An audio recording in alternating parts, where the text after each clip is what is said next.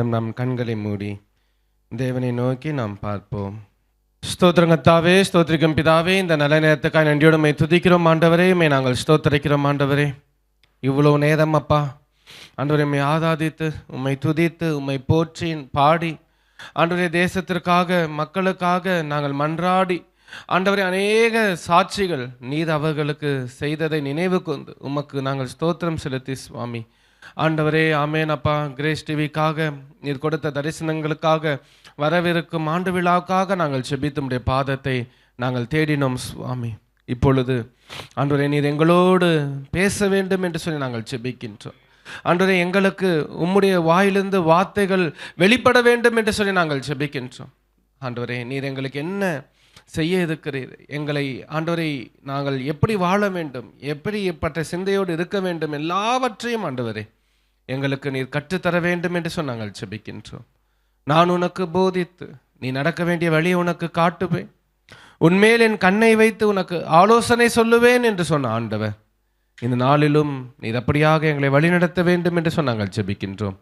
பொறுப்பெடுத்துக்கொள்ளும் வழிநடத்தும் இயேசுவின் மூலம் செபிக்கிறோம் எங்கள் ஜீவனுள்ள நல்ல பிதாவே, ஆமென். இந்த நாளிலும் ஆண்டோடைய வார்த்தையை கொடுக்கும்படியாக தேவன் தந்த இந்த மகாபெரிய கிருபைக்காக நான் ஆண்டவருக்கு நான் நன்றி செலுத்துகிறேன். மீண்டும் ஆண்டோடைய வார்த்தையை கொடுப்பது ஒரு பெரிய ஒரு சந்தோஷமாக இருக்கின்றது. உங்களை எல்லாம் காண்பதும் எனக்கு பெரிய சந்தோஷமாக இருக்கிறது. குறிப்பாக இந்த கிரேஸ் டிவியை நடத்துகிற அருமையான அண்ணன் சந்திரமோகன் அவர்களுக்காக நான் ஆண்டவருக்கு நன்றி செலுத்துகிறேன். கர்த்தர் அவர்களையும் ஆசீர்வதிப்பாராக. இந்த நாளிலும் ஒரு பைபிளிலிருந்து வேதத்திலிருந்து சிறிய காரியத்தை தான் உங்களோடு நான் பகிர்ந்து கொள்ள வேண்டும் என்று சொல்லி நான் வாஞ்சித்தேன். ஒருவேளை நமக்கு நன்றாக தெரிந்திருக்கும், ஆனால் அதிகமாக பேசப்படாத ஒரு கேரக்டரை குறித்து கர்த்தர் அவர்களுடைய வாழ்க்கையிலே எப்படியெல்லாம் காரியங்களை கிரியேட் செய்தார், அவர்களுடைய வாழ்க்கை எப்படி இருந்தது, அந்த வாழ்க்கையிலிருந்து கர்த்தர் என்னென்ன காரியங்களில் எல்லாம் செய்தார் என்று சொல்லி உங்களோடு சில காரியங்கள் பகிர்ந்து கொள்ள வேண்டும் என்று சொல்லி நான் வாஞ்சித்தேன். எனக்கு அருமையான என்னுடைய பிள்ளைகளை, இன்றைக்கு நாம் லேயாளை குறித்து சில காரியங்களை உங்களோடு நாம் பார்க்க போகிறோம். இந்த லேயாள் யார் என்பதை நமக்கு நன்றாக தெரியும். இந்த லேயாள் என்பவர் யாக்கோபினுடைய மனைவியாக இருக்கின்றாள். இந்த லேயாளுக்கு ஒரு சகோதரி இளையவள் ஒருவள் இருக்கிறார். அவள் பேர் ராகேல். லேயாள் மூத்தவளாக இருக்கின்றால், ராகேல் இளையவளாக காணப்படுகிறார். வேதம் ஒரு காரியத்தை இந்த லேயாளை குறித்து சொல்லுகிறது. நம்ம வாசிக்கலாம். ஆதியாகமத்தின் புஸ்தகம் 29ஆம் அதிகாரம் 17ஆம் வசனம். ஆதியாகமத்தின் புஸ்தகம் 29ஆம் அதிகாரம் 17ஆம் வசனம். லேயாளுடைய கண்கள் கூச்ச பார்வையாய் இருந்தது. ராகேலோ ரூபவதியும் பார்வைக்கு அழகானவளுமாய் இருந்தால். எனக்கு அருமையான தேவனுடைய பிள்ளைகளே, வேதம் சொல்லும்போது என்ன சொல்லுகிறது என்றால், லேயாளை குறித்து வேதம் அறிமுகப்படுத்தும் பொழுது லேயாளுடைய கண்கள் எப்படியாக இருக்கிறது, கூச்ச பார்வையாய் இருக்கிறது என்று சொல்லி, ஒருவேளை இதனுடைய சரியான ஒரு மொழியாக்கம் அல்லது மொழிபெயர்ப்பு அந்த புதிய மொழிபெயர்ப்பிலே அந்த திருவிவிலிய வேதாகமத்திலே நீங்கள் வாசிப்பீர்கள் என்றால், லேயாளுக்கு மங்கிய பார்வை இருந்ததாக வேதம் நமக்கு சொல்லுகிறது. அதுதான் மிக சரியான ஒரு மொழியாக்கம். அது ஒருவேளை கூச்சம் என்று சொன்ன உடனே ஏதோ வெளிச்சத்தை பார்த்து கூசுகின்ற அப்படி ஒரு சூழ்நிலை அல்ல. லேயாளுடைய பார்வையே எப்படி இருக்கிறதா, மங்கி போன ஒரு பார்வையாக அவளுக்கு இருக்கிறது என்று சொல்லி வேதம் சொல்லுகிறது. வேத அறிஞர்கள் என்ன சொல்லுகிறார்கள் என்றால், பொதுவாக வேதாகமம் ஒரு மனிதனுடைய குறைபாடுகளை அவ்வளவாக வெளிக்காட்டுவது கிடையாது. ஒரு மனிதனுக்கு இருக்கின்ற குறைபாடுகளை அது ஸ்ட்ரெஸ் பண்ணி அல்லது கம்பேர் பண்ணி அப்படி பேசுவது கிடையாது. ஏனென்றால் சரீரத்தில் இருக்கிற குறைபாடுகள் ஒரு பெரிய ஒரு குறைபாடே கிடையாது. இயேசு கிறிஸ்து சொல்லும்போது சொல்லுகிறார், உன் சரீரத்தில் ஒரு கை இழந்து போனா கூட பரவாயில்ல, நீ பரிசுத்தமாக வாழ்ந்தா எங்க வந்துடலாம். அப்போ ஆத்மா ரொம்ப முக்கியம் என்பதனால் எந்த மனிதனுக்கும் அப்படிப்பட்ட காரியங்களை, ஆனால் ஒரு சில மனிதர்களுடைய சில காரியங்களை வேதாகமம் அது குறிப்பிட்டு அது எழுதப்பட்டிருக்கும். அவள் இப்படியாக இருந்தால், அவங்களுக்கு குள்ளமாக இருந்தார்கள். ஒருவேளை சகேயை குறித்து சொல்லும்போது என்ன சொல்லுகிறது, குள்ளமானவன், அப்படி அப்படி வந்து ஒரு மேலோட்டமா ஒரு என்ன சொல்றது, இலைமறை காயாக வேதாகமும் அது சில காரியங்களை சொல்லும். அது வந்து அது குற்றப்படுத்துகிறதோ அல்லது அவர்களை ஒருவேளை அவர்களை கொஞ்சம் கீழே இறக்கின்ற ஒரு செயலாக காணப்படுகிறது. ஆனால் இந்த இடத்திலே வேதமுகம் எப்படி அவளை அறிமுகப்படுத்துகிறது என்றால், ஒரு பக்கத்திலே லேயாளையும் இன்னொரு பக்கத்திலே ராகேலையும் வைத்து, லேயாளுக்கு அவளுக்கு மங்கிய பார்வை இருக்கிறது. ஆனால் ராகேல் எப்படிப்பட்டவளா இருக்கிறாள்? மிகவும் அழகானவளா இருக்கின்றாள், மிகவும் ரூபவதியாக இருக்கின்றாள். இன்னும் சரியான மொழிபெயர்ப்பிலே நீங்கள் வாசிக்கும் பொழுது அவள் வடிவழகாய் இருக்கிறாள். அவளுடைய வடிவமே எப்படி இருக்கின்றது என்றால், ஒரு மிக அழகான வடிவம் உடையவளாய் இருக்கின்றதை நம்ம பார்க்க முடிகிறது. எனக்கு அருமையான தேவனுடைய பிள்ளைகளே, இப்படிப்பட்ட ஒரு சூழ்நிலை அப்படி என்றால், சரித்திர இந்த லேயாளை குறித்து எழுதுகிற சரித்திர ஆசிரியர்கள் எப்படி எழுதுகிறார்கள் என்றால், லேயாளுக்கு 25% பார்வை தான் பகல் நேரத்திலே தெரியும், மீதி பார்வை அவளுக்கு தெரியாது. அப்படி என்றால் இரவு நேரங்களிலே, வெளிச்சம் இல்லாத நேரங்களிலே அவளுக்கு சுத்தமாக என்ன இருக்காது, பார்வையே தெரியாது, அவளால் பார்க்கவே முடியாது. ஆகவே அவளுக்கு வெறும் 25% பார்வை தான் இருக்கிறபடினால் அவள் தடுமாறுகிறவளாக அவள் இருக்கிறாள். அவளுக்கு மற்றவர்களுடைய உதவி இல்லாதபடி, அவள் எந்த இடத்திற்கும் கடந்து செல்ல முடியாதபடி, யாருடைய உதவியோடு தான் அவள் வாழ வேண்டிய ஒரு சூழ்நிலையிலே அவள் காணப்படுகிற ஒரு மகளாக இந்த லேயாள் இருக்கின்றாள். எனக்கு அருமையான தேவனுடைய பிள்ளைகளே, இன்னும் இந்த லேயாளுடைய எபிரேய வார்த்தைக்கு என்ன அர்த்தம் என்றால், ஆங்கிலத்திலே வியரி என்று சொல்வார்கள், WEARY. அப்படி என்றால் சோர்வான இருதயம் உடையவள் அப்படின்னு சொல்லி அர்த்தம். லேயாளுக்கு என்ன அர்த்தம் என்றால் சோர்வான. ஏன் சோர்வாக இருக்கின்றாள் என்றால், அவளுக்கு எப்படிப்பட்ட ஒரு பார்வை இருக்கின்றது? அவளுக்கு மங்கிய பார்வை, கூச்ச பார்வை, மங்கிய பார்வை, சரியான ஒரு பார்வை அல்ல. அவள் மற்றவர்களுடைய உதவியை நாடித்தான் வாழ வேண்டிய ஒரு சூழ்நிலை. இன்னும் சரித்திர ஆசிரியர்கள் பதிவு செய்யும் போது சொல்லுகிறார்கள், அவளுடைய தோற்றமும் அழகான தோற்றம் அற்றவளாய் இல்லை. ஆகவேதான் ராகேல் மிகவும் அழகானவள் என்று சொல்லி வேதாகமம் என்ன பண்ணுது, ஒரு காரியத்தை முன்னிறுத்துகிறது. அப்படி என்றால் மறைமுகமா நம்ம புரிந்து கொள்ள வேண்டிய ஒரு சூழ்நிலை என்ன, லேயாள் அவ்வளவு அழகில்லாதது போல வேதம் நமக்கு மறைமுகமாக காண்பிக்கின்றது. சரித்திர ஆசிரியர்களும் அதை சொல்லுகிறார்கள். இப்படிப்பட்ட ஒரு சூழ்நிலை, இப்படிப்பட்ட ஒரு காரியத்திலே தான் லேயாளுடைய வாழ்க்கை கடந்து செல்கிறது. இந்த லேயாளுடைய வாழ்க்கை சில நேரங்களிலே இந்த சரீர பலவீனம் ஒருவேளை இருக்கிறவர்களுடைய, நீங்கள் போய் அவர்களை பார்த்து அவர்களிடத்திலே நாம் பேசும் பொழுது, நாம் அனுபவித்திருக்கின்ற பல நன்மைகள் அவர்களால் என்ன பண்ண முடியாது, அனுபவித்திருக்க முடியாது. எனக்கு கடந்த சில ஆண்டுகளுக்கு முன்பாக, கடந்த ஆட்சியிலே பீச்சில் ஒரு இது போட்டிருந்தாங்க, ஒரு மணல் தரையில் ஒரு இது மாதிரி போட்டு, எதுக்காக போட்டிருந்தார்கள் என்றால், அந்த மாற்றுத்திறனாளி, நடக்க முடியாத அந்த மாற்றுத்திறனாளிகள் போய் அந்த பீச்சில் கால் வைக்கிறதற்கென்று ஒரு பிரத்யேகமாக ஒரு ஏற்பாடு கடந்த தமிழக அரசாங்கம் அது செய்திருந்தது.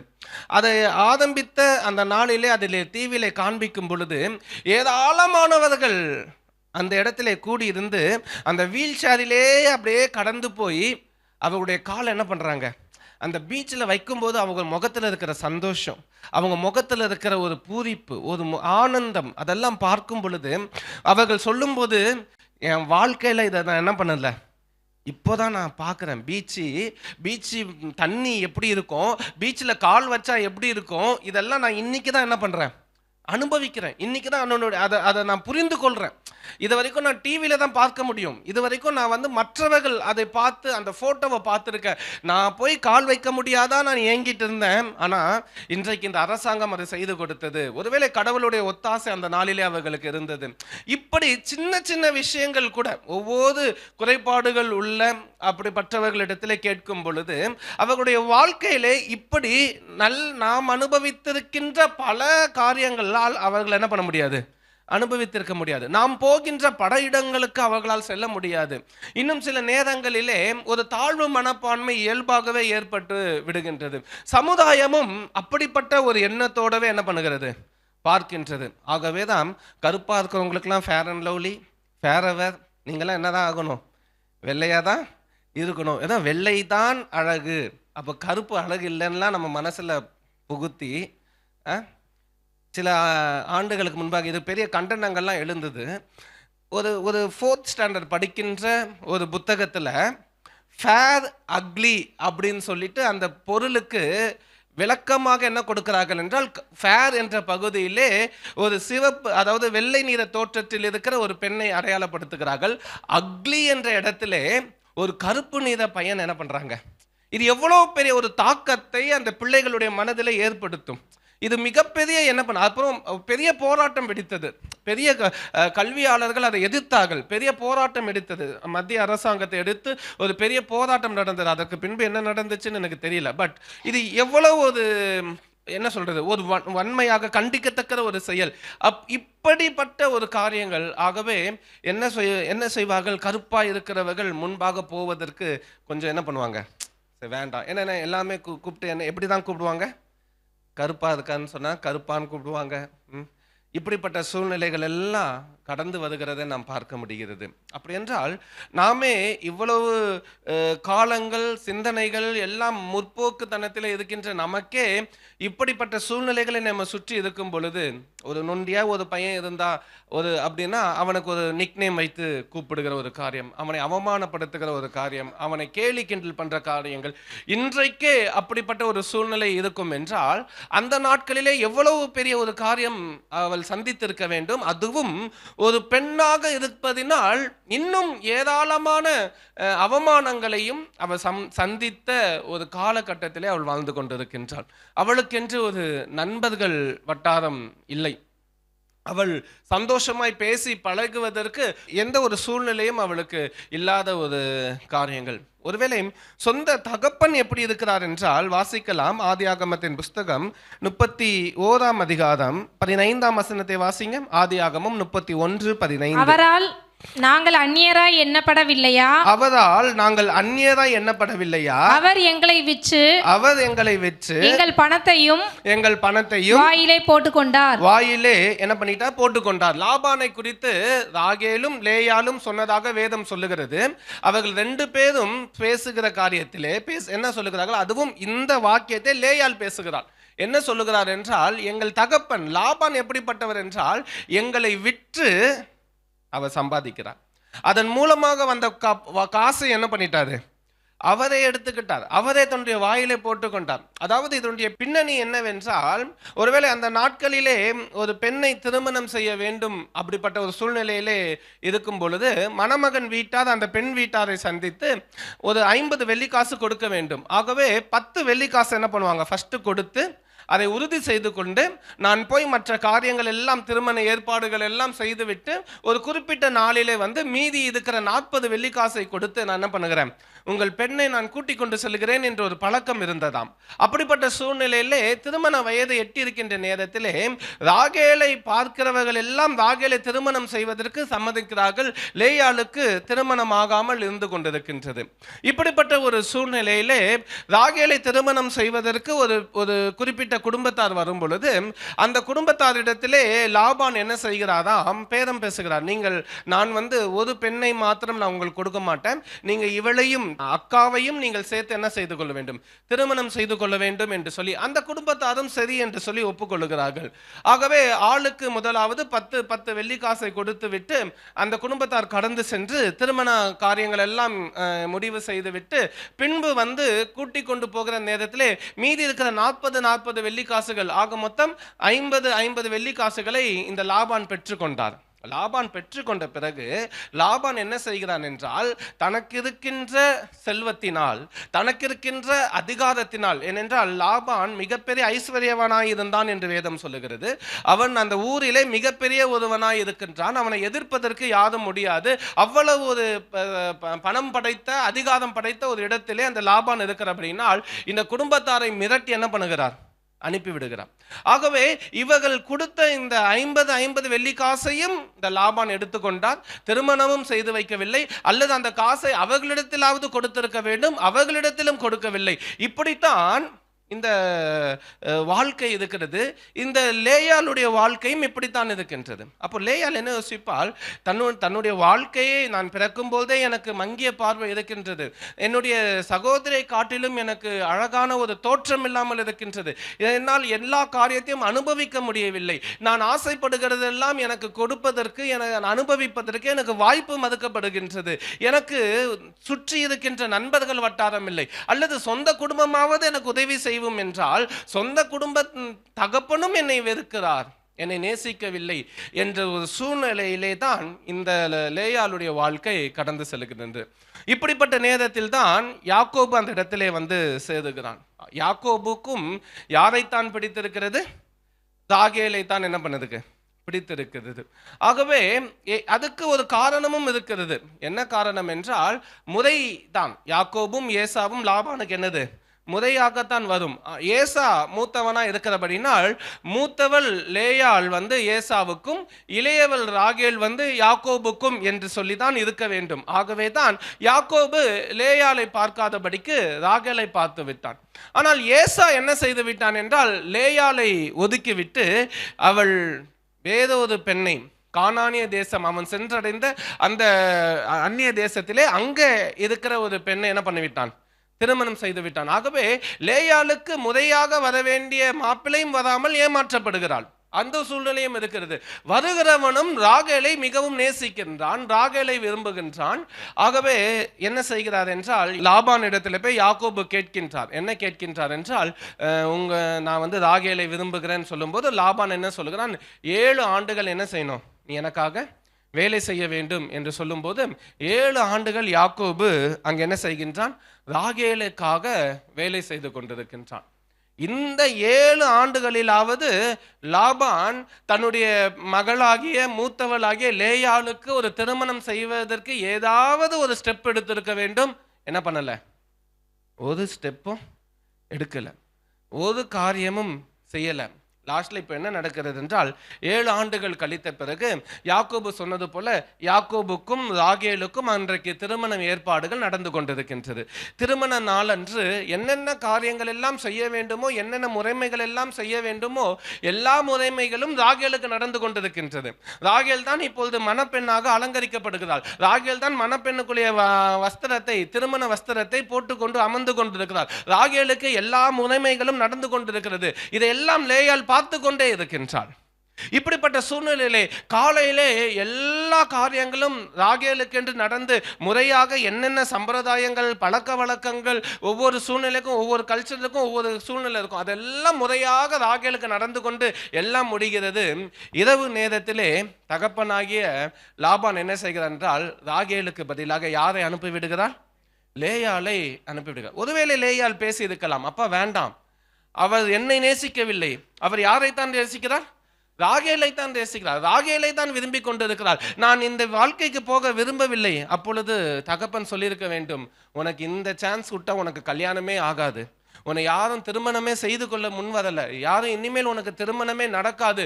இப்படிப்பட்ட வார்த்தைகளை சொல்லி வலுக்கட்டாயப்படுத்தி லேயாளை என்ன பண்ணிவிட்டார்கள்?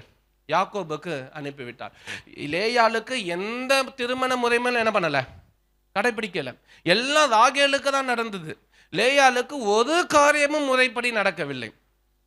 இப்படிப்பட்ட சூழ்நிலையிலே அடுத்த நாள் யாக்கோபுக்கு இது தெரிந்த பிறகு யாக்கோபு மீண்டும் எனக்கு ராகேல் வேண்டும் என்று சொல்லும்போது லாபான் மீண்டும் சொல்லுகிறான், 7 ஆண்டுகள் என்ன செய்ய வேண்டும், நீ எனக்கு மீண்டும் வேலை செய்ய வேண்டும் என்று சொல்லி. அப்போ 7 ஆண்டுகள் மீண்டும் ராகேலுக்காக யாக்கோபு வேலை செய்து கொண்டிருக்கிறான். ஆனால் குடும்பம் நடத்துவது மாத்திரம் யாரிடத்திலே குடும்பம் நடத்துகிறான்? லேயாளோடு. லேயாளை குடும்பம் நடத்துவதற்கென்று வைத்துக்கொண்டு மனதளவிலே அவன் யாரை நேசிக்கின்றான்? இது எவ்வளவு பெரிய ஒரு கொடுமையான ஒரு காரியம் இல்ல? ஒருவேளை தன்னுடைய சொந்த கணவர் வேறொரு பெண்ணை நேசிக்கிறார் என்று தெரிந்தால் அந்த பெண்ணுக்கு எவ்வளவு பெரிய கஷ்டம் இருக்கும், எவ்வளவு ஏற்றுக்கொள்ளவே முடியாது, அதை தாங்கிக் கொள்ளவே முடியாது. அப்படிப்பட்ட சூழ்நிலையிலே லேயாள் அன்றைக்கு இருந்து கொண்டிருக்கின்றாள். விரும்பப்படாத ஒரு வாழ்க்கை, கட்டாயப்படுத்துகிற ஒரு வாழ்க்கை, ஏற்றுக்கொள்ள முடியாத ஒரு வாழ்க்கைக்குள் லேயாள் தள்ளப்படுகிறாள். தன்னுடைய கணவரும் நேசிக்கவில்லை, தன்னுடைய குடும்பத்தாரும் யாரும் நேசிக்கவில்லை, தனக்கு யாரும் நண்பர்களும் இல்லாத ஒரு சூழ்நிலை, தனக்கு அழகும் இல்லை, தனக்கு சௌந்தரியமும் இல்லை, தனக்கு பார்வையும் இல்லை. இப்படிப்பட்ட ஒரு வாழ்க்கை அவள் வாழ்ந்து கொண்டே இருக்கிறதை நாம் பார்க்க முடிகிறது. எனக்கு அருமையான தேவனுடைய பிள்ளைகளே, ஒருவேளை யோசிச்சு பாருங்க, அந்த சூழ்நிலைகள்லாம் லேயாளுக்கு எப்படிப்பட்ட வார்த்தைகள் அந்த நாட்களிலே தைத்திருக்கும். உனக்கு இப்படி தானே திருமணம் நடந்துச்சு. இது அந்த ஒரு நாளோட முடிந்து போகிற விஷயம் இல்லை. வாழ்க்கை ஃபுல்லாக என்ன பண்ணுவாங்க, அதை என்ன சொல்லுவாங்க, குத்தி குத்தி காமிப்பேன். உனக்கு என்ன முறையாவா திருமணம் நடந்துச்சு, உன் அப்பா உன்னை என்ன பண்ணா, ஏமாத்திரா என்ன பண்ணான், திருமணம் செய்து கொடுத்தான். இப்படியெல்லாம் பண்ணி ஃப்ராடு தனம் பண்ணி ஃபோர்ஜரி பண்ணி தான் உனக்கு என்ன நடந்துச்சு, திருமணம். இது அப்படியே ஏன்னா சில பேர்லாம் இதை இப்படி குத்தி காண்பித்து பேசுறதுக்கு அவங்கெல்லாம் பிஹெச்டி பட்டம் பட்டிருப்பாங்க. திருமணமே நடக்கலை, வயது இருக்கும்னு நல்லா தெரியும், வேணும்னே எல்லாரும் கூடி இருக்கும்போது இன்னுமா உங்களுக்கு கல்யாணம் நடக்கலை, இன்னுமா உங்கள் மகளுக்கு என்ன இல்லை, உங்கள் மகனுக்கு நல்ல வரன் கிடைக்கல, அவன் கஷ்டப்பட்டு படித்து முடித்து வேலைக்காக ஏறி இறங்கி அவன் ஓடா தேஞ்சு போயிட்டு இருக்கான் ஒரு நல்ல வேலை கிடைக்கிறதுக்காக. இவர்கள் அப்படியே சர்வசாதாரணம் என்ன படித்து முடிச்சு இன்னுமா வேலைக்கு போகாம தண்டமாக இருக்க. இப்படிப்பட்ட வார்த்தைகள்லாம் என்ன பண்ணுவாங்க, திருமணமாகி இன்னும் ஒரு வேளை குழந்தை பாக்கியம் இல்லாமல் இருக்கலாம். ஒருவேளை இப்பொழுது ஒரு சாட்சி கேட்டோம், ஒரு மிஷனரி சொன்னார், தனக்கு கிட்டத்தட்ட 15 ஆண்டுகள் கழித்து என்ன நடந்திருக்கு, கர்த்தர் குழந்தை பாக்கியத்தை கொடுத்திருக்கா. அந்த 15 ஆண்டுகள் அந்த பெண்ணிடத்திலே போய் கேட்டு பாருங்கள், அல்லது அந்த மிஷனரி இடத்துல போய் கேட்டு பாருங்கள், எத்தனை பேர் அவர்கள் இருதயத்தை குத்தி காண்பித்திருப்பார்கள். உண்மையாய் பாசமாய் பேசுகிறவர்கள் ஒரு பக்கத்தில் இருந்தாலும் அவர்களை குத்திவிட வேண்டும், அவர்களை அவமானப்படுத்த வேண்டும், அவர்கள் கர்த்தருக்கென்று வந்தபடியினால் தான் இப்படி எல்லாம் சூழ்நிலைகள் வந்தது என்றெல்லாம் அவர்களை கண்ணீர் வடித்து விடுகின்ற சொல்லுக்கு அவர்கள் ஆளாக்கப்பட்டிருப்பார்கள். இன்னுமா உங்களுக்கு குழந்தை இல்லை, யார் மேல குறை இருக்கு, ஹாஸ்பிட்டலில் செக் பண்ணீங்களா, அன்பா விசாரிக்கிறது வேற, கூட்டத்தின் மத்தியிலே அவமானப்படுத்த வேண்டும் என்று சொல்லப்படுகின்ற வார்த்தைகளும் இந்த உலகத்திலே இருக்கத்தான் செய்கின்றது. இந்த அவமானங்கள் எல்லாவற்றுக்கும் ஆளானவள் தான் யாரு, இந்த லேயாளாக இருக்கிறாள். எனக்கு அருமையான தேவனுடைய பிள்ளைகளே, இப்படிப்பட்ட சூழ்நிலையிலே இன்னும் ஒரு காரியம் கூட வேதம் சொல்லுகிறது. ஆதியாகமத்தின் புஸ்தகம் 33ஆம் அதிகாரம் 2ஆம் வசனத்தை எடுங்க. எந்த அளவுக்கு அவள் வெறுக்கப்பட்ட ஒரு வாழ்க்கையிலே வாழுகிறார் என்று. பணிவிடைக்காரிகளையும், அதாவது இப்பொழுது என்ன நடக்கிறால், யாக்கோபு ஏசாவை பார்ப்பதற்கு செல்கிறான்.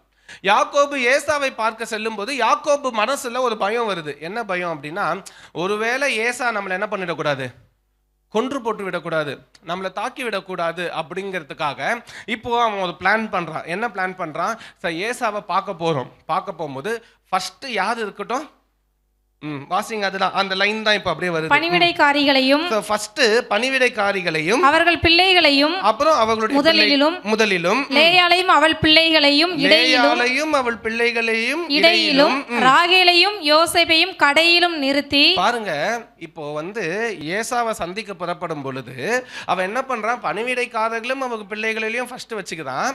அடுத்தது யாரை வச்சிருக்கான், அப்படின்னா என்ன அர்த்தம், கடைசியில யாரை வச்சிருக்கான், ராகேலை வச்சிருக்கான். அப்படின்னா என்ன அர்த்தம், ஏசா ஒருவேளை கொலை செய்ய வந்தா வேலைக்காரிகள் செத்து போட்டோம், லேயாலும் செத்து போட்டோம், அதுக்கப்புறம் வேணா ராகேல் பார்த்துக்கலாம். ஆனா ராகேலுக்கு முன்னாடி யார் தான் செத்து போனோம். எப்படிப்பட்ட ஒரு மனநிலையில எப்படி இருந்திருக்கும் அவளுக்கு.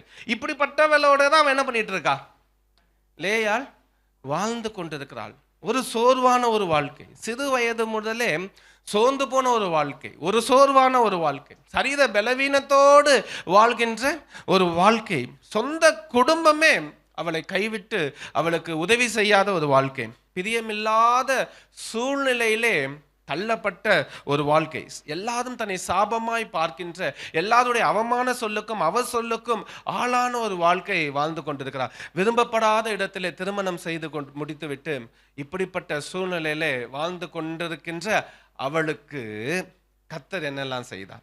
இது எல்லாம் லேயாளுடைய காரியம். இனி நம்ம பார்க்க போறது கர்த்தருடைய காரியம். அல்லேலூயா.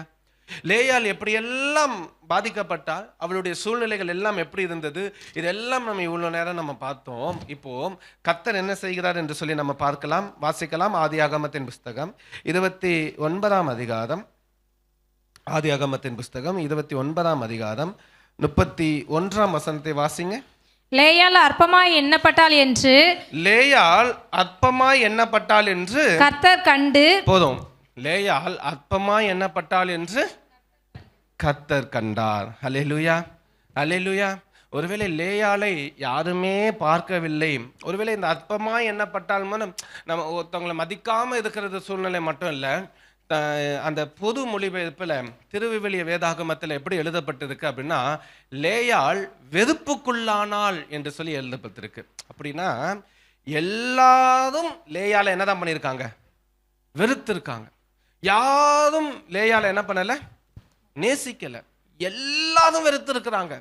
தகப்பன் வெறுத்திருக்கிறார், தாய் வெறுத்திருக்கிறார், அந்த ஊர்ல இருக்கிற ஜனங்கள் வெறுத்திருக்கிறார்கள், நண்பர்கள் யாரும் இல்லாமல் வெறுக்கப்பட்டு இருக்கின்றார், சொந்த கணவர் வெறுத்திருக்கின்றார். இப்படிப்பட்ட சூழ்நிலை சொந்த சகோதரியும் வெறுத்திருக்கிறார். இப்படி எல்லாரும் வெறுக்கப்பட்ட ஒரு வாழ்க்கையிலே வாழ்ந்து கொண்டு என்னை நேசிக்கிறதுக்கு கூட யாருமே இல்லையே என்று ஏங்கி, அப்படிப்பட்ட சூழ்நிலையில் தான் வேதம் சொல்லுகிறது, எல்லாரும் வெறுக்கப்பட்ட அந்த ராகேலை கர்த்தர் கண்டு, வாசிங்க 31ஆம் வசனம்.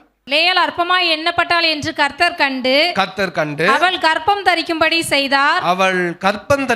செய்தார். ராகேலோ மலடியாய் இருந்தாள். வாசிங்க. லேயாள் கர்ப்பவதியாகி ஒரு குமாரனை பெற்று கர்த்தர் என் சிறுமையை பார்த்தருளினார். இப்பொழுது என் புருஷன் என்னை நேசிப்பார் என்று சொல்லி அவனுக்கு ரூபன் என்று பெயரிட்டாள். என்று பெயரிட்டான். எனக்கு அருமையான தேவனுடைய பிள்ளைகளே, இப்பொழுது கர்த்தர் பார்த்து அந்த வெறுப்பிலிருந்து அவளை வெளியே கொண்டு வருவதற்கு, இவள் அற்பமாய் யார் பக்கத்தில் எல்லாம் எண்ணப்பட்டார்களோ அத்தனை பேருக்கு முன்பாக அவளை உயர்த்துவதற்கு சில காரியங்களை அவர் திட்டமிடுகிறார்.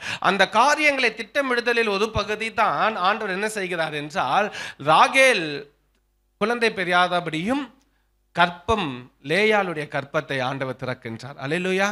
இப்பொழுது கற்பம் திறந்து இப்பொழுது லேயாளுக்கு முதல் ஒரு குழந்தை பிறக்கின்றது. அந்த குழந்தை பேர் ஒரு ரூபன். அதில் என்ன ஒரு பெரிய விஷயம் இருக்கிறது என்றால், இஸ்ரவேல் ஜனங்கள் அவர்களை இது பண்ணும்போது என்ன சொல்லுவாங்கன்னா, 12 கோத்திரம் தான் அந்த இஸ்ரவேல் டோட்டல் ஜனங்கள். அந்த கோத்திரத்தை ஆரம்பித்து வைத்ததே ரூபன் தான். அல்லேலூயா. அந்த 12 கோத்திரத்துக்கு கோத்திர பிதா யாருதான்? ரூபன் தான்.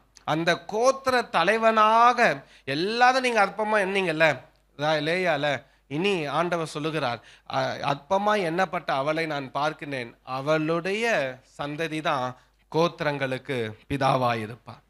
எல்லாரையும் உயர்த்துகிற எல்லாராலும் கனப்படுத்தப்படுகின்ற ஒரு கோத்திரமாக அந்த ரூபன் கோத்திரம் இருக்கும் என்று சொல்லி ஆண்டவர் அந்த கோத்திர பிதாவாக ஆண்டவன் ஆரம்பிக்கிறார். ரூபன் பிறக்கின்றான். அதுக்கப்புறம் மறுபடியும் அவள் கர்ப்பவதியாகி ஒரு குமாரனை பெற்று நான் அற்பமாய் எண்ணப்பட்டதை கர்த்தர் கேட்டருளி இவனையும் எனக்கு தந்தார் என்று சொல்லி அவனுக்கு சிமியோன் என்று பெயரிட்டான். சிமியோன் என்ற அந்த எபிரேய வார்த்தைக்கு என்ன அர்த்தம் என்றால், காது கொடுத்து கேட்பது என்ற அர்த்தம். அப்படி என்று அவள் சொல்லுகிறாள், கர்த்தர் கேட்டருளி. இதுவரைக்கும் யாருமே என் வார்த்தை என்ன பண்ணல, கேட்கவே இல்லை. யாருமே என் வார்த்தைய மதிக்கிறதே கிடையாது. நம்ம ஏதாவது சொன்னா கூட, நீ என்ன சொல்றது, நான் என்ன கேட்கறது, ஃபர்ஸ்ட் நீ உன் வாழ்க்கையை ஃபர்ஸ்ட் ஒழுங்கா இருக்கா பாரு, நீலாம் எனக்கு அட்வைஸ் பண்ண வந்துட்டியா, நீலாம் எனக்கு சொல்ல வந்துட்டியா, இப்படிப்பட்ட வார்த்தைகளாக நம்ம கேள்விப்பட்டிருப்போம். அப்படிப்பட்ட சூழ்நிலை தான் லேயாள் வாழ்ந்து கொண்டிருந்தாள். அவள் என்ன சொன்னாலும் யாரும் கேட்கறது கிடையாது. அவள் என்ன பேசினாலும் யாரும் விரும்புறது கிடையாது. அவள் யாரும் அவளை கேட்கவே இல்லை. இப்போ ஆண்டவர் சொல்லுகிறார், கர்த்தர் என்னை கேட்டது. கர்த்தர் என்னை எப்படி கேட்டாதான்? காது கொடுத்து கேட்டார். நம்முடைய பெருமூச்சு சத்தத்தையும் ஆண்டவர் காது கொடுத்து கேட்கின்றார். அல்லேலூயா. ஆகவே ஆண்டவர் சொல்லுகிறார், லேயாள் சொல்லுகிறார், கர்த்தர் இதை கேட்டருளினார் என்று சொல்லி அவனுக்கு என்ன பெயரிட்டார்? சிமியோன் என்று பெயரிட்டால். திரும்பியும் வாசிங்க 34. பின்னும் அவள் கர்ப்பவதியாகி ஒரு குமாரனை பெற்று என் புருஷனுக்கு 3 குமாரரை பெற்றபடியால் அவர் இப்பொழுது என்னோட சேர்ந்திருப்பார் என்று சொல்லி அவனுக்கு லேவி என்று பெயரிட்டாள். எனக்கு அருமையான என்னுடைய பிள்ளைகளே, அதாவது யாருமே லேயாளை நேசிக்கவே இல்லை. யாருமே லேயாளை ஒரு பொருட்டாக எண்ணவே இல்லை. எல்லாரும் லேயாளை வெறுக்கிறார்கள். லேயாள் என்ன சொன்னாலும் யாரும் அதை காது கொடுத்து கேட்கறது கிடையாது. அவளுடைய வார்த்தைக்கு ஒரு வெயிட்டேஜ் கிடையாது. அவளை அவமானப்படுத்தி பேசுகிறார்கள். ஊழியங்கள் எல்லாம் கூட நம்ம பார்ப்போம். ஒருவேளை பெரிய பெரிய ஊழியர்கள் அவங்க மத்தியில் நம்ம ஏதாவது ஒரு சின்ன ஒரு காரியத்தை போய் பேசினப்பா கூட, உனக்கு என்ன தெரியும்ப்பா விட்டுரு. ஆனால் அவங்க என்ன சொன்னாலும் என்ன பண்ணுவாங்க, அப்படி வைப்பாங்க. சில நேரங்களில் அந்த அப்படிப்பட்ட சூழ்நிலைகள் நம்ம கடந்து வருவோம். இப்படிப்பட்ட சூழ்நிலையில் தான் ஆண்டவர் லேயாளுடைய காரியங்களை ஆசீர்வதிக்க ஆரம்பிக்கின்றார்.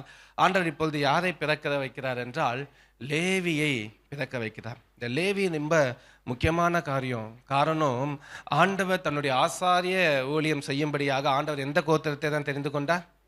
அவர்கள் யாருடைய சந்ததியா? லேயாளுடைய பிள்ளைகள். ஆண்டவர் தன்னுடைய ஆசாரிய ஊழியம் செய்வதற்கு இந்த லேவி, இந்த லேவி கோத்திரத்தை ஆண்டவர் தெரிந்து கொண்டார். அப்படின்னா என்ன அர்த்தம்னா, இவங்க தான் இஸ்ரவேலுக்கு, சமஸ்த இஸ்ரவேல் ஜனங்களுக்கு எல்லாவற்றையும் கற்றுக் கொடுக்கிற இடத்திலே வைத்தார். அல்லேலூயா. இது வரைக்கும் நான் என்ன சொன்னாலும் நீங்க கேட்கல, இவெல்லாம் ஒரு பெரிய ஆளா நினச்சிட்டு போயிட்டு இருந்தீங்க. இப்போ ஆண்டவர் எப்படி வச்சுட்டானா, நான் சொல்றதை மட்டும்தான் நீங்க கேட்கணும். அல்லேலூயா. நான் சொல்றதுல ஒன்று கூட இப்படி மாறவும் கூடாது. வாழ்க்கை முறையை கற்றுக் கொடுக்க தெரியாது, லேவி தான். பலி என்னென்ன பலின்னு மக்களுக்கு சொல்லிக் கொடுக்க தெரியாது, லேவி கோத்திரம் தான். நியாய பிரமாணங்கள்லாம் சொல்லிக் கொடுக்க தெரியாது, லேவி தான். வாழ்க்கை எப்படி நடத்தணும், வாழ்க்கை முறை எப்படி செய்யணும், எல்லாவற்றையும் சொல்லிக் கொடுக்க தெரியாது, லேவி கோத்திரம். லேவி கோத்திரம் சொல்லித்தர இஸ்ரவேல் ஜனங்கள் கேட்டுதான் ஆக வேண்டும். ஆனால் லேயாளுடைய வாழ்க்கையை பார்க்கும்போது அவள் சொல்வதை யாருமே கேட்கவில்லை. ஆனால் லேவி கோத்திரம் சொல்ல எல்லாரும் கேட்டுதான் ஆக வேண்டும். அதுவும் ஒரு காரியத்தை சொல்லுவாங்க. எப்படி அப்படின்னா, அந்த நாட்களில் லேவிகள் கற்றுக் கொடுக்கும்போது எப்படி கற்றுக் கொடுப்பார்கள் அப்படின்னா, கற்றுக் கொடுக்க வந்தவர்கள் எல்லாம் நின்று கொண்டிருக்கணும், கற்றுக் கொடுக்கிறவர்கள் எப்படி இருப்பாங்க? உட்கார்ந்து இருப்பார்கள். நீங்கள் வேணா வேதத்தில் ஒரு வசனத்தை சும்மா ஒரு கிளான்ஸ்க்காக சொல்கிறேன். மத்தேயு 5:1 வாசிங்க. அவர் திரளான ஜனங்களை கண்டு மலையின் மேல் ஏறினார். அவர் உட்கார்ந்த பொழுது யார்? இயேசு கிறிஸ்து என்ன பண்றார்? இப்ப கற்றுக் கொடுக்க போகிறார். கற்றுக் கொடுக்கும் வரும்போது அவர் என்ன பண்ணுகிறார்? உட்கார்கிறார். கேட்கிறவர்கள் எப்படி இருக்கிறாங்க? ஆனா இன்னைக்கு சூழ்நிலையே மாறுச்சுல. கற்றுக் கொடுக்கிற நாங்கள், அதாவது பிரசங்கியார்கள் நின்று கொண்டிருக்க வேண்டும், கேட்கிறவர்கள் உட்கார்ந்து நன்றாக தூங்கலாம். கஷ்டப்பட்டு நம்ம 1 மணி நேரம் இல்லை 1.5 மணி நேரம் இல்லை ஏதோ ஒரு 3/4 மணி நேரம் எங்கேயோ தப்பு நடந்துச்சு, யாரோ மாத்திட்டாங்க. இதை இப்படிதான் உட்காந்துருந்து பேசணும், நாங்க உட்காந்துருந்து பேசணும், நீங்க எழுந்து நின்று கேட்கணும். இதுதான் முறை, சரியா? சரித்திரத்துல யாரோ எங்கேயோ என்ன பண்ணிட்டாங்க, மாத்திட்டாங்க. எங்களை நிற்க வச்சுட்டு, நான் எங்களைன்னு சொன்னது என்ன அப்படி நான் சொல்லலை, பிரசங்கியார்களை நிற்க வச்சுட்டு கேட்கிறவங்க என்ன பண்ணிட்டாங்க, சொகுசாக உட்காந்து போட்டாங்க. இன்னும் சில இடங்கள்லாம் பார்த்தா சேரு, குஷனு, ஏசி, ஃபேனு எல்லாம் பார்க்கும்போது பிரசங்கத்தையாக கேட்க முடியும். ஸோ எல்லாத்தையும் நிற்க வச்சு பேசினா கண்டிப்பாக யாரும் தூங்க முடியாது, கேட்டு தான் ஆகணும். உட்கார்ந்து இருக்கிறதுனால தான் இந்த எல்லா காரியமும். சரி, போகட்டும். அப்போ ஆண்டவர் என்ன செய்கிறார் என்றால், லேவியர்கள் உட்கார்ந்து கற்றுக் கொடுக்க வேண்டும், சமஸ்த இஸ்ரவேலர்களும் எழுந்து நின்று அது கேட்க வேண்டிய இடத்திலே ஆண்டவர் கொண்டு வந்து வைக்கிறார். அடுத்த வசனத்தை வாசிங்க. மறுபடியும் அவள் கர்ப்பவதியாகி ஒரு குமாரனை பெற்று இப்பொழுது கர்த்தரை துதிப்பேன் என்று சொல்லி அவனுக்கு யூதா என்று பெயரிட்டான். இப்போ எனக்கு என்ன நடந்துச்சு என்றால், லேவிக்கு அடுத்தது யார் பிறக்கிறா? யூதா பிறக்கிறான். யூதாவும் ஒரு முக்கியமான ஒரு கோத்திரம். ஏனென்றால் இஸ்ரவேலை ஆண்டவர்களிலே பெரும்பாலானவர்கள் யாரு? யூதா கோத்திரம். ஏன்? நம்முடைய ஆண்டவராகிய இயேசு கிறிஸ்துவும் யூதா கோத்திரம். அதாவது 2 உலகம், வேதத்தின்படி 2 உலகம் இருக்கின்றது. ஒன்று ஆவிக்குரிய உலகம், இன்னொன்று இந்த பூமிக்குரிய உலகம். ஆவிக்குரிய உலகத்தை அரசாளுவதற்கு லேவி கோத்திரம், பூமிக்குரிய உலகத்தை அரசாளுவதற்கு யூதா கோத்திரம். இந்த முழு உலகத்தையும் ஆளுவதற்கு ஆண்டவர் லேயாளுடைய பிள்ளையைத்தான் தெரிந்து கொண்டாலே தவிர ராகேலுடைய பிள்ளையை ஆண்டவர் என்ன பண்ணல, தெரிந்து கொள்ளவில்லை. அப்போ லேயாளுக்கு ஆண்டவர் எவ்வளவு வெயிட்டேஜ் கொடுத்தார் என்று சொல்லி பாருங்கள். ஒருவேளை இன்றைக்கு நம்முடைய சூழ்நிலை அற்பமாய் இருக்கலாம், நம்முடைய பேச்சு கேட்காமல் இருக்கலாம். நான் உங்களுக்கு சொல்லுகிறேன், நீங்கள் அழுது கொண்டிருக்கலாம், உங்கள் கண்ணீரை யாருமே பார்க்கல, எல்லாரும் என்னை வெறுக்கிறாங்க, யாருக்குமே தெரியாது, அப்படிலாம் சொல்லி யோசிச்சுட்டு இருக்கலாம். நான் நிச்சயமாக சொல்லுகிறேன், கர்த்தர் உங்கள் சந்ததியை பூமியின் எல்லை எங்கும் ஆசீர்வதித்து வைத்திருப்பார். அல்லேலூயா. உங்கள் சந்ததிகள் ஆசீர்வாதத்தின் உச்சத்தில் இருப்பார்கள்.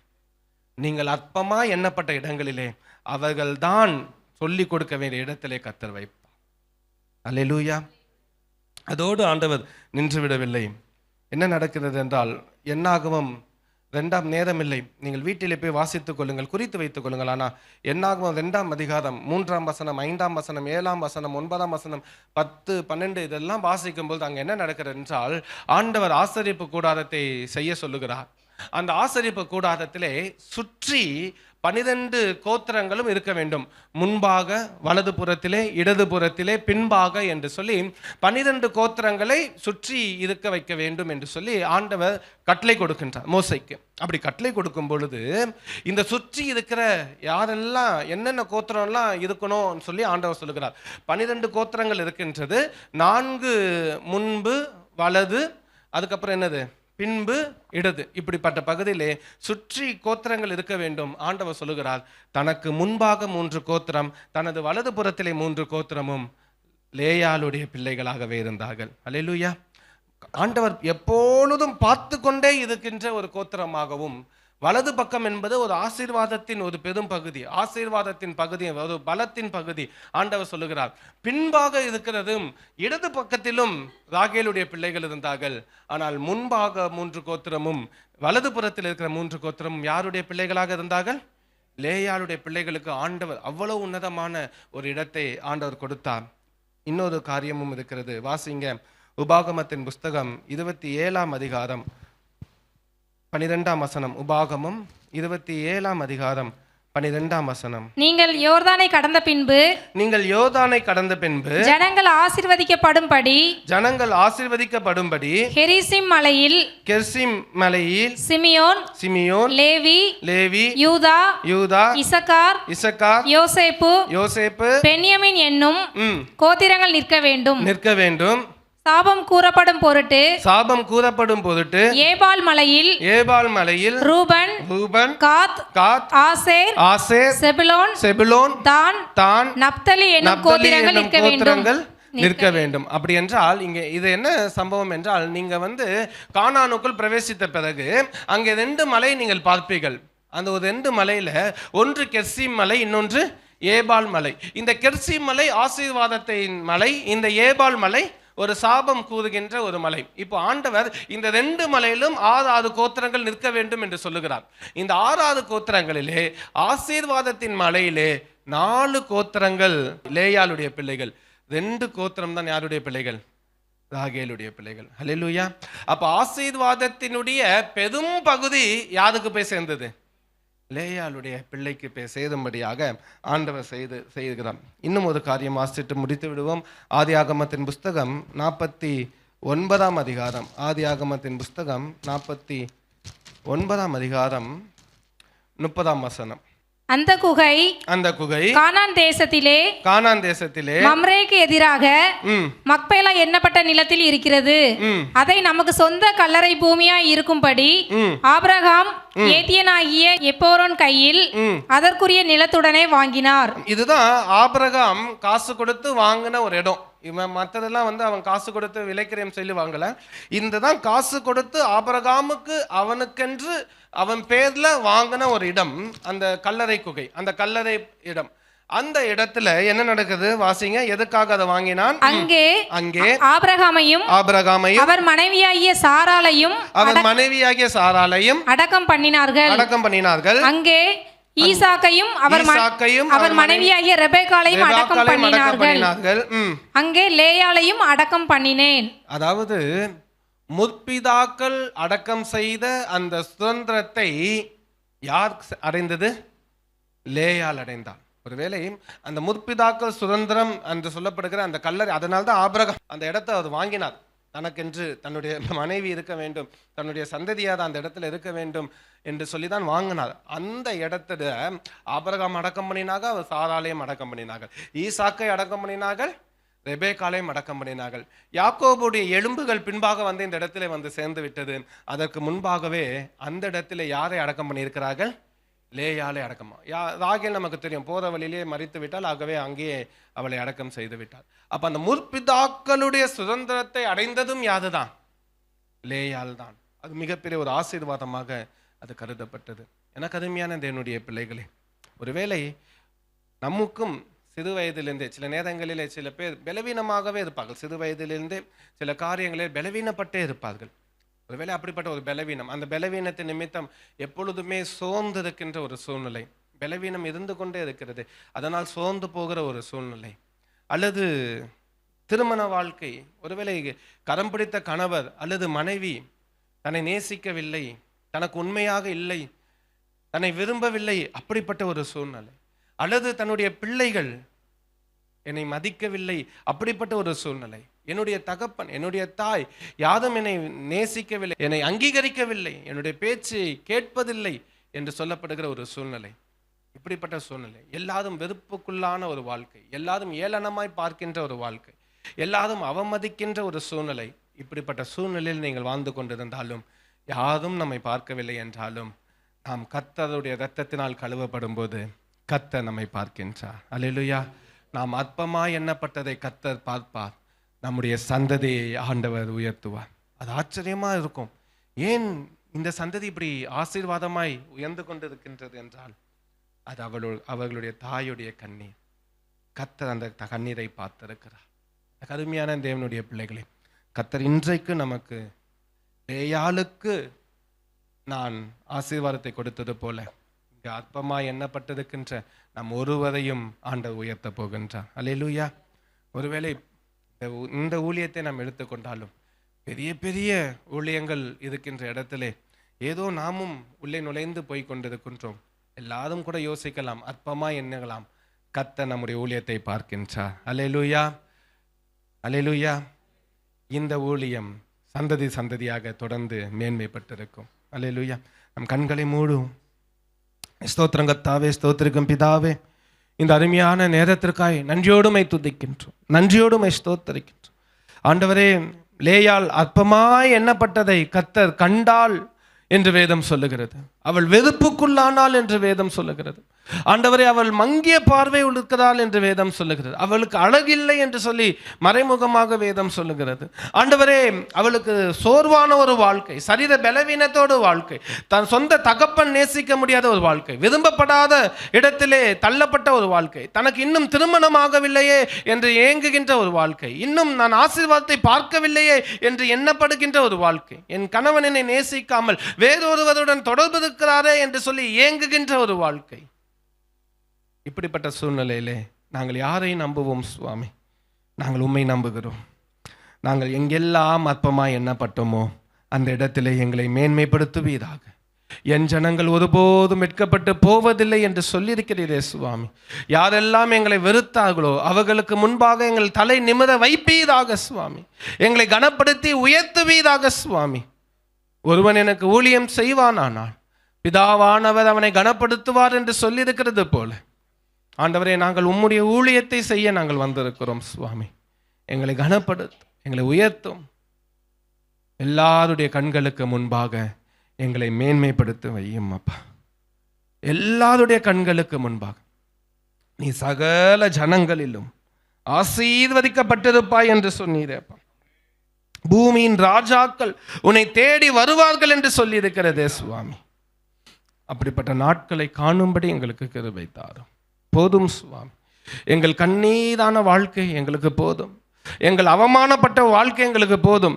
நிந்தையான வாழ்க்கை எங்களுக்கு போதும். வெறுப்பான வாழ்க்கை எங்களுக்கு போதும். சரீர பலவீனமான வாழ்க்கை எங்களுக்கு போதும் சுவாமி. இந்த நாளிலே எங்கள் வாழ்க்கையை மாற்றும்படியாக உம்முடைய பொற்பாதத்திலே எங்களை நாங்கள் அர்ப்பணிக்கின்றோம். நாங்கள் விழுகின்றோம் அப்பா, சரணடைகிறோம் அப்பா. எங்களை நாங்கள் தாழ்த்துகிறோம், எங்களை நாங்கள் வெறுமையாக்குகின்றோம். ஆண்டவரே, உமக்கே கனத்தை நாங்கள் செலுத்துகின்றோம். எங்களை ஏற்றுக்கொள்வீராக. உம்முடைய இரத்தத்தினால் இந்த ஒரு விசை எங்களை கழுவுவீராகப்பா. எங்களுக்குள் இருக்கின்ற எல்லா நீர் விரும்பாத காரியங்கள் எல்லாம் இரத்தத்தினால் கழுவுவீராக சுவாமி. உமக்கு பிரியமாய் வாழும்படி எங்களுக்கு கிருபை தருவீராகப்பா. ஆண்டவரே, நீர் இப்படி செய்ய போக தயவுக்காக நன்றி, நன்றி. இயேசுவின் மூலம் ஜெபிக்கிறோம் பிதாவே.